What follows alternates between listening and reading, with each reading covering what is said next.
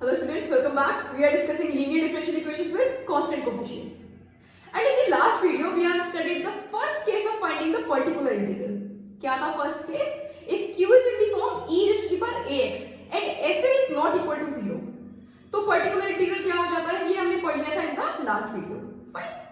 Now in this video, we will talk about the second case of particular integral.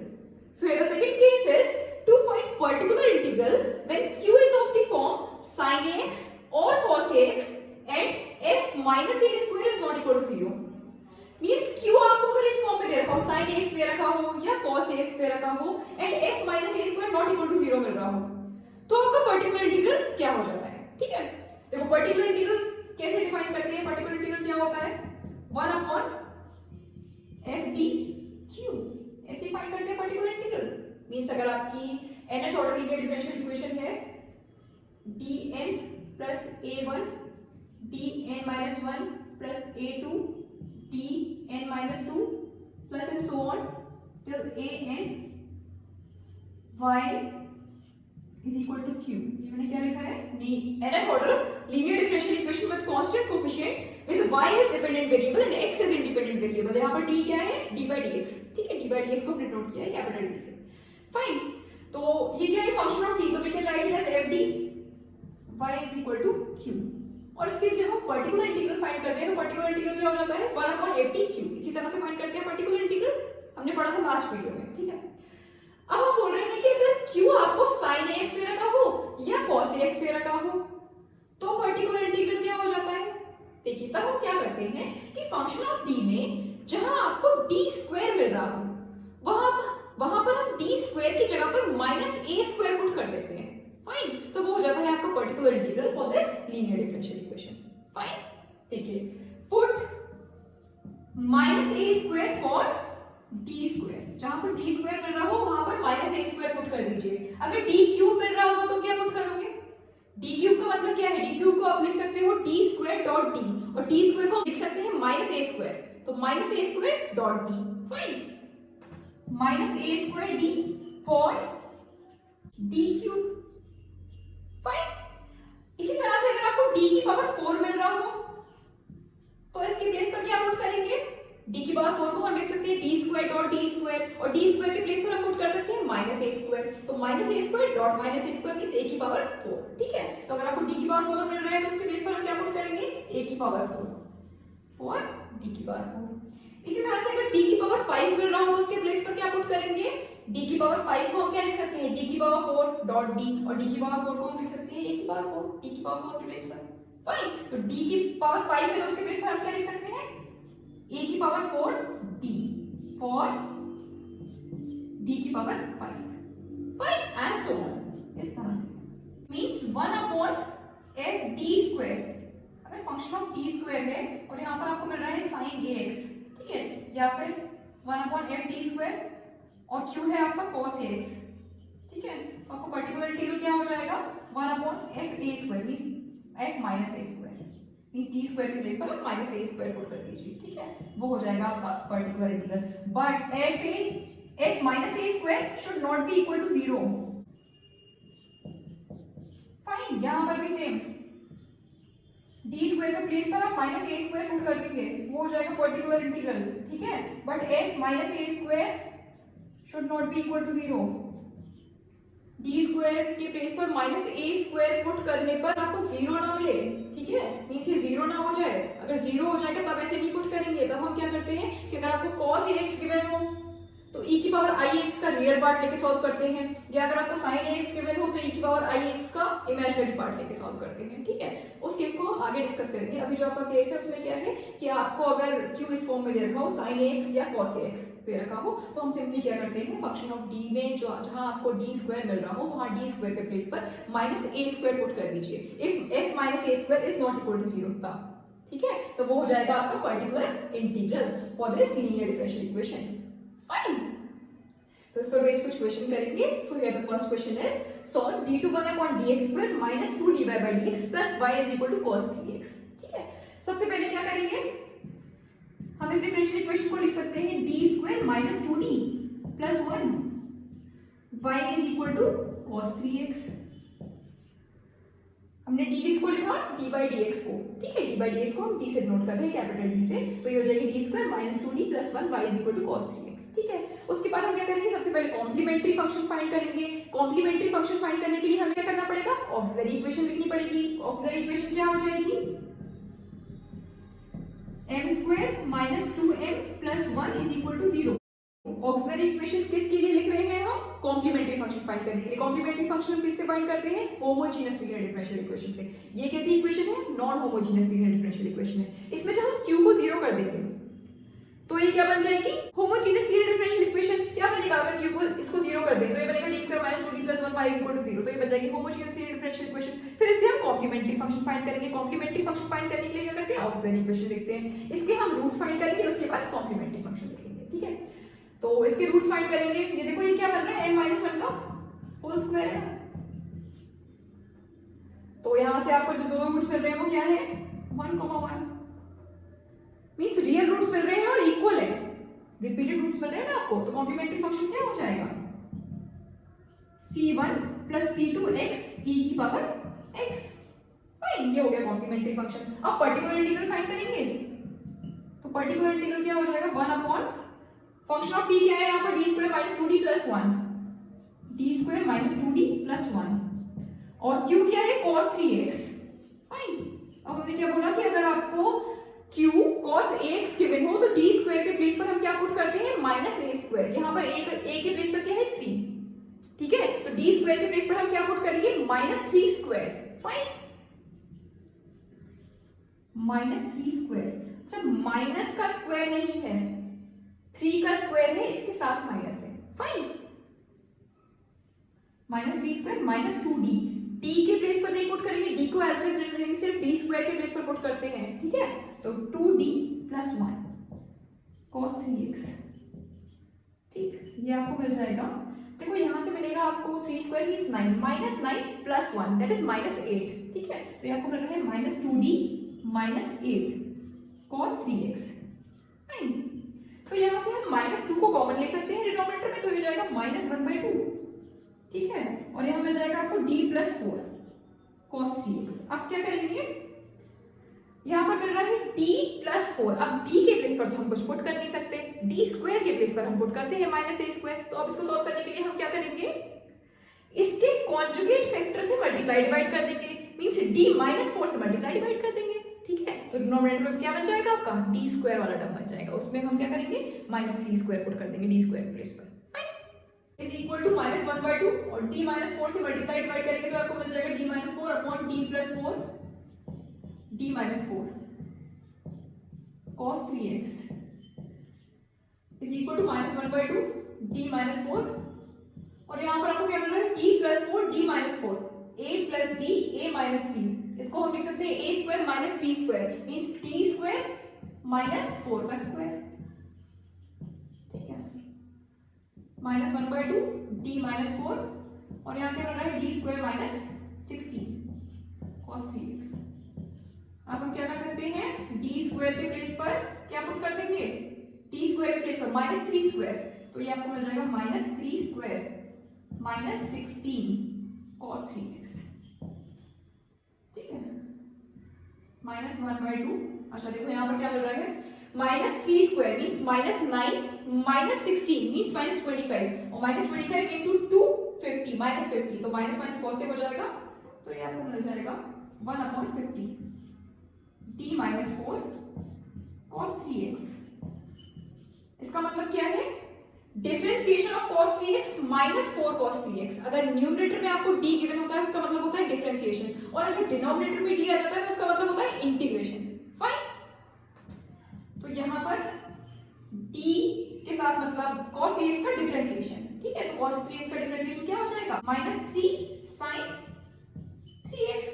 Fine, minus 4 से multiply कर दो cos 3x, ठीक है, ये मिल गया आपको। और यहाँ से हम माइनस को कॉमन ले सकते हैं, तो जगह minus 1/50 3 sin 3x plus 4 cos 3x। Fine, तो ये आपको मिल गया particular integral for this linear differential equation. आप कंप्लीट सॉल्यूशन कैसे लिखते हैं, CF और PI को ऐड कर दीजिए, वो हो जाएगा complete solution. Hence the complete solution is y is equal to cf plus pi is equal to cf क्या मिल रहा था c1 plus c2x e की पावर x, ठीक है, और pi क्या मिला -1/50 3 sin 3x plus 4 cos 3x. Fine. So this is the required solution for this linear differential equation. ठीक है, कुछ और क्वेश्चंस करेंगे इस पर based. So the next question is solve d2y by dx square plus 2dy by dx plus 10y plus 37 sin 2x is equal to 0. Fine. This differential equation can be rewritten as d square plus 2d plus 10y is equal to -37 sin 2x. इस differential equation के लिए q क्या है -37 sin 2x. Fine. अब हम क्या करेंगे इस differential equation के लिए कॉम्प्लीमेंट्री फंक्शन फाइंड करेंगे, फिर पर्टिकुलर इंटीग्रल फाइंड करेंगे. ठीक है, कॉम्प्लीमेंट्री फंक्शन फाइंड करने के लिए हमें क्या चाहिए, ऑक्सिलरी इक्वेशन चाहिए. तो ऑक्सिलरी इक्वेशन क्या हो जाएगी, auxiliary equation is m² plus 2m plus 10 is equal to 0. Fine. अब इसके रूट्स फाइंड करेंगे.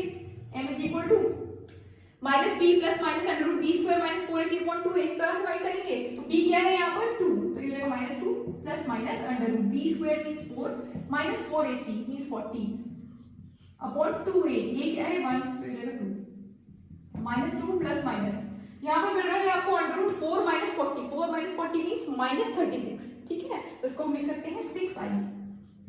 फाइन. अपॉन 2 मींस जो आपको दो रूट्स मिले वो क्या मिले हैं -1 प्लस -3i. फाइन. ये हमें दो रूट्स मिल गए. कॉम्प्लीमेंट्री फंक्शन क्या हो जाएगा, e की पावर, देखो जब आपको कॉम्प्लेक्स रूट्स मिल रहे होते हैं मींस रूट्स अगर आपको इस तरह से मिल रहे हो अल्फा प्लस माइनस आई बीटा, तो आपका कॉम्प्लीमेंट्री फंक्शन क्या हो जाता है e की power alpha x c1 cos beta x plus c2 sin beta x. ये हो जाता है आपको कॉम्प्लीमेंट्री फंक्शन. अगर आपको कॉम्प्लेक्स रूट्स मिल रहे हो तो यहाँ पर रूट्स क्या मिल रहे हैं आपको -1 प्लस -3 है. यहाँ पर अल्फा क्या है 1, बीटा क्या है 3, तो कॉम्प्लीमेंट्री फंक्शन क्या हो जाएगा e की power -x c1 cos 3x plus c2 sin 3x. Fine. ये हो गया आपका कॉम्प्लीमेंट्री फंक्शन. अब क्या करेंगे, पर्टिकुलर इंटीग्रल फाइंड करेंगे. तो पर्टिकुलर इंटीग्रल क्या हो जाएगा 1/ft. फंक्शन ऑफ t क्या है d square plus 2d plus 10 और q क्या है -37 sin 2x. ठीक, तो -37 को आगे ले आएंगे, ये हो जाएगा 1/d square plus 2d plus 10 sin 2x. आप क्या करेंगे d स्क्वायर के प्लेस पर -2 स्क्वायर पुट कर देंगे. ठीक है, ये मिल जाएगा आपको -37 1/d स्क्वायर के प्लेस पर क्या पुट करेंगे, d स्क्वायर के प्लेस पर हम पुट करते हैं -a स्क्वायर, तो यहाँ पर a क्या है 2 है. ठीक है, तो d स्क्वायर के प्लेस पर क्या आ जाएगा -2 square plus 2d as it is रहेगा plus 10 sin 2x is equal to -37 1/, देखो यहाँ मिल रहा है आपको -4 प्लस 10 दैट इज 6, तो ये हो जाएगा 2d plus 6 sin 2x. Fine. यहाँ से हम 2 को कॉमन ले सकते हैं डिनोमिनेटर में, तो हो जाएगा -37/2 और यहाँ मिल रहा है आपको d प्लस 3. ठीक है, 2 को हमने इसमें कॉमन ले लिया sin 2x. तो अब क्या करेंगे, d में तो आप पुट कर नहीं सकते, d स्क्वायर के प्लेस पर हम पुट करते हैं -a स्क्वायर. तो अब इसको सॉल्व करने के लिए हम क्या करेंगे, इसके कॉन्जुगेट फैक्टर से मल्टीप्लाई डिवाइड कर देंगे, मींस d -3 से मल्टीप्लाई डिवाइड कर देंगे. ठीक है, तो ये आपको मिल जाएगा -37/2 d -3 upon d plus 3 d -3 sin 2x is equal to -37/2 d -3 और यहाँ पर क्या मिल रहा है d plus 3 d minus 3 means d square minus 3 square.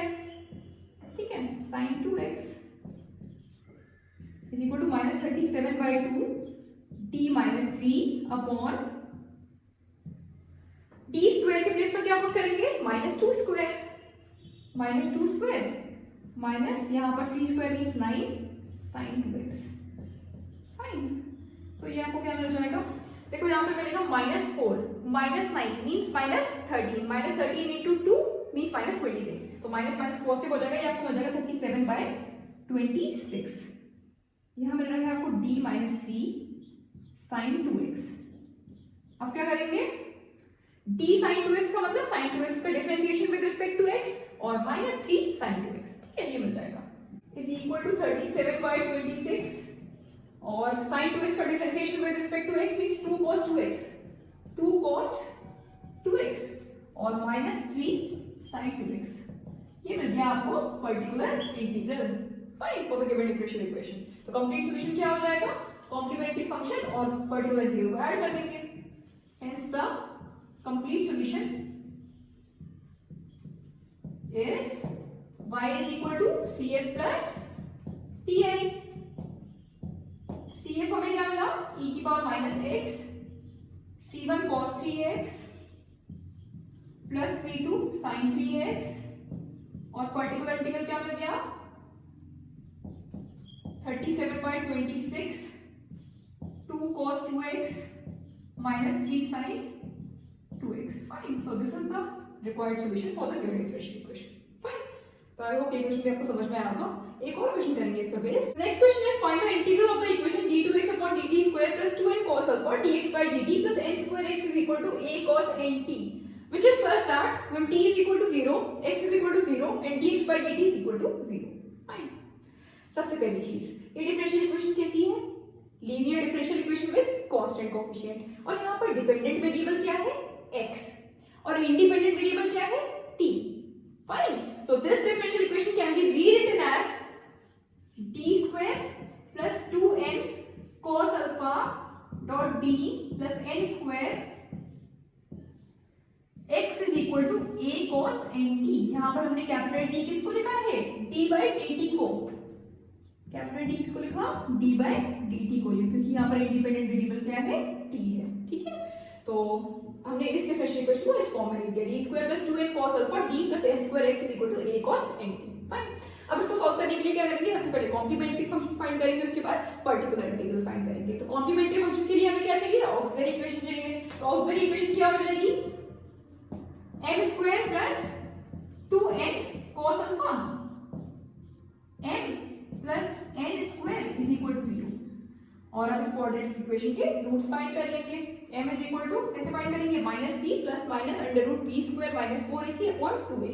तो यहाँ पर b क्या है, 2n cos α, तो क्या हो जाएगा -2n cos α plus -√b² means क्या हो जाएगा 4n² cos² α -4ac, तो हो जाएगा 4n² अपॉन 2a, a क्या है यहाँ पर 1, तो हो जाएगा 2 -2n cos α प्लस माइनस, और देखो इन दोनों टर्म में आपको 4n² मिल रहा है, तो 4n² को हम कॉमन ले सकते हैं, ये आपको मिल जाएगा 4n² cos² α -1 fine upon 2 is equal to -2n cos α और यहाँ से हम 4n² को रूट के बाहर ले सकते हैं, तो हो जाएगा 2n, ठीक है। और cos² α -1 मिल रहा है, इसको हम लिख सकते हैं -sin² α means square root of -sin² α, इसको हम लिख सकते हैं i sin α, square root of -sin² α मिल रहा था ना, तो वो क्या हो जाएगा i sin α फाइन अपॉन 2, ठीक है।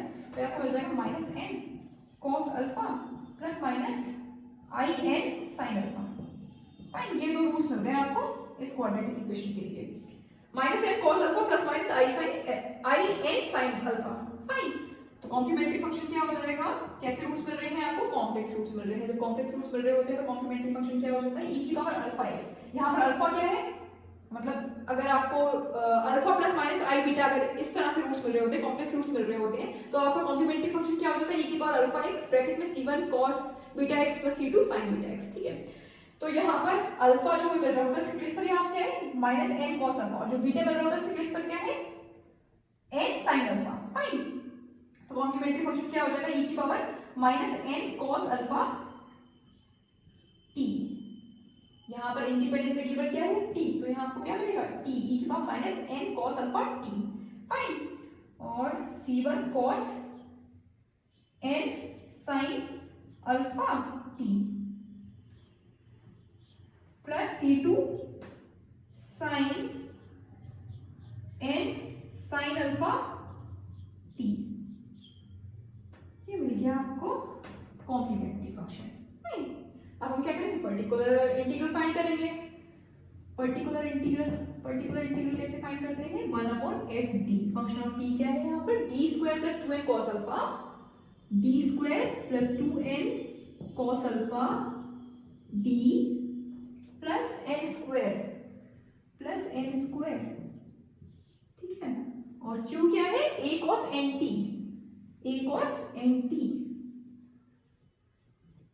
इज इक्वल टू, ए तो कांस्टेंट है, आगे ले सकते हैं, ये आपको मिल जाएगा 1/d² + 2n cos alpha d + n², क्या आ जाएगा cos nt। अब क्या करेंगे, जब आपका q cos ax होता है तो हम क्या करते हैं, d² के प्लेस पर -a² पुट कर देते हैं। तो यहाँ पर a की जगह क्या है, n है, तो हम d² के प्लेस पर क्या पुट कर देंगे, -n²।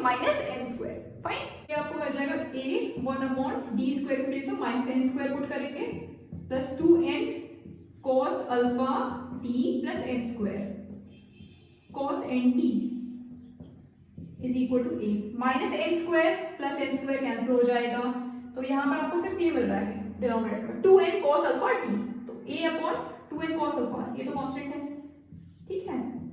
1/t को अलग कर दिया हमने।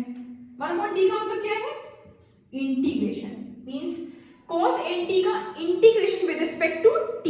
फाइन, क्योंकि यहाँ पर क्या मिल रहा है, 1/t।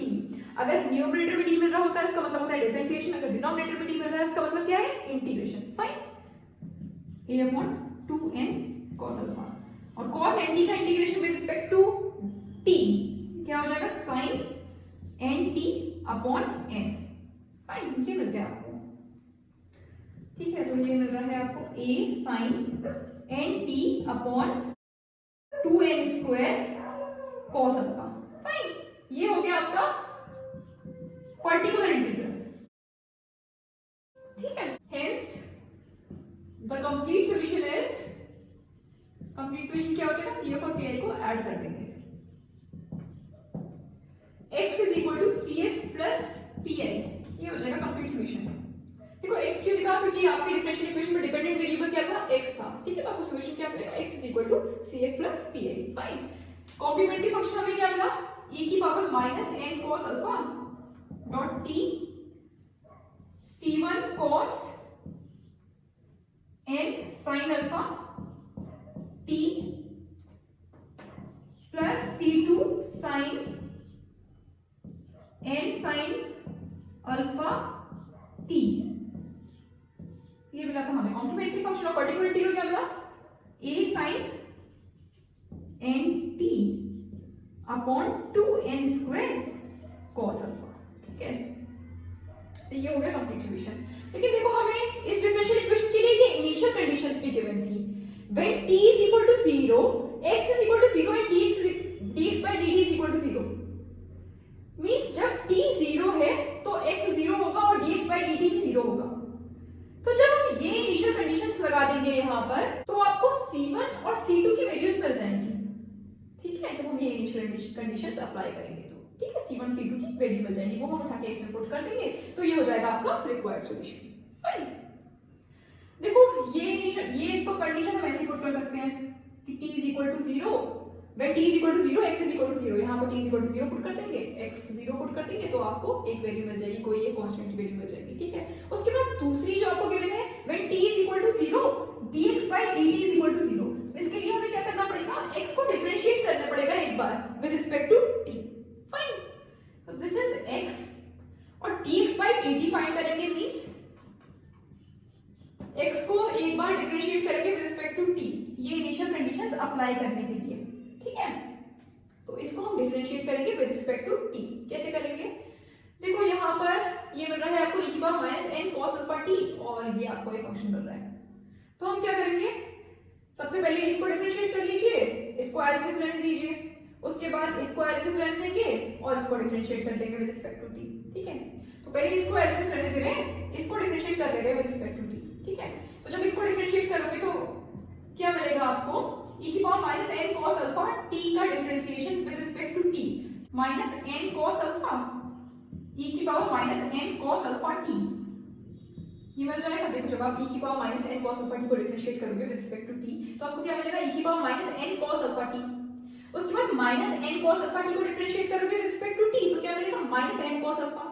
ठीक है, तो ये आपको क्या मिल गया, minus N cos alpha e की power minus N cos alpha t। Fine, इसको एज इट इज रहने दिया, c1 cos n sin alpha t plus c2 sin n sin alpha t।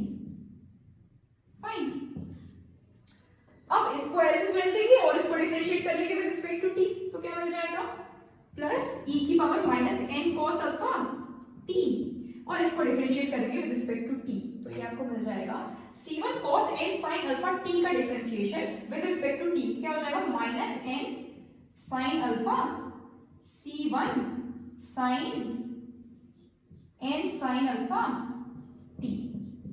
ठीक है, ये हो जाएगा इसका differentiation with respect to t। कैसे, देखो cos n sin alpha t को आप डिफरेंशिएट करोगे विद रिस्पेक्ट टू t तो ये आपको क्या मिलेगा, minus sin n sin alpha t। उसके बाद n sin अल्फा t को डिफरेंशिएट करोगे विद रिस्पेक्ट टू t तो मिल जाएगा n sin अल्फा।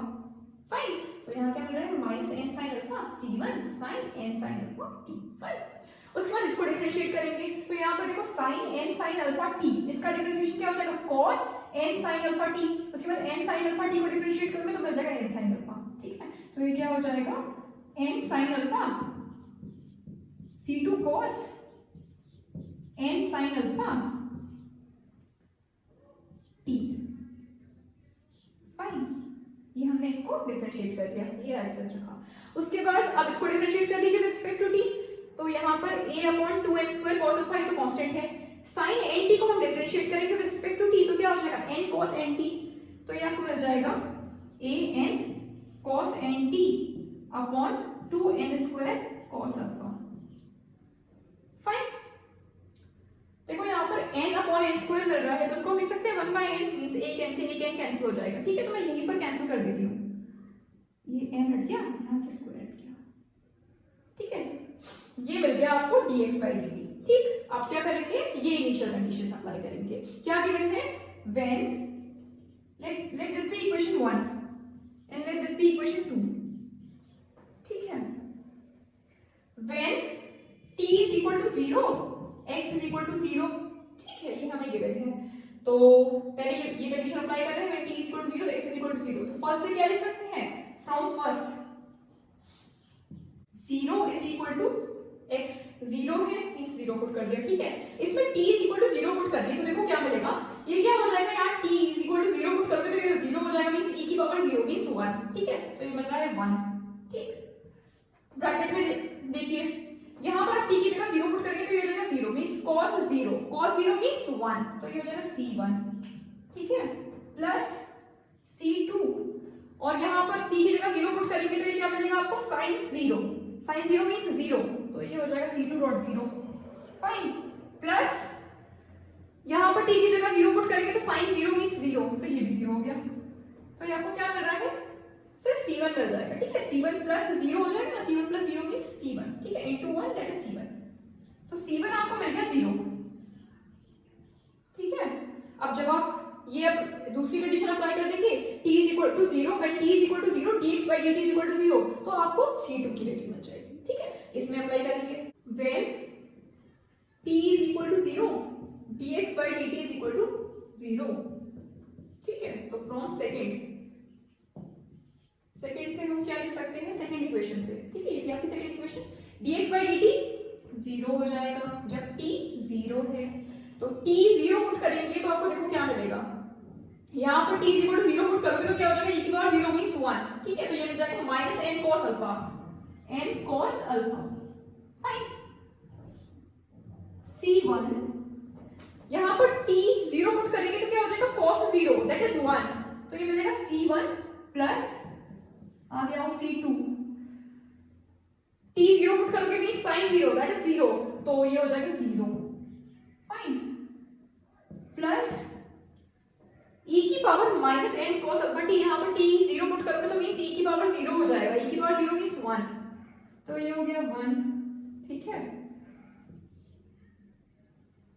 यहां पर देखिए t is equal to 0 put करोगे तो यहाँ साइन 0 हो जाएगा, वो 0 हो जाएगा, मतलब ये पूरा टर्म 0 हो जाएगा, ठीक है।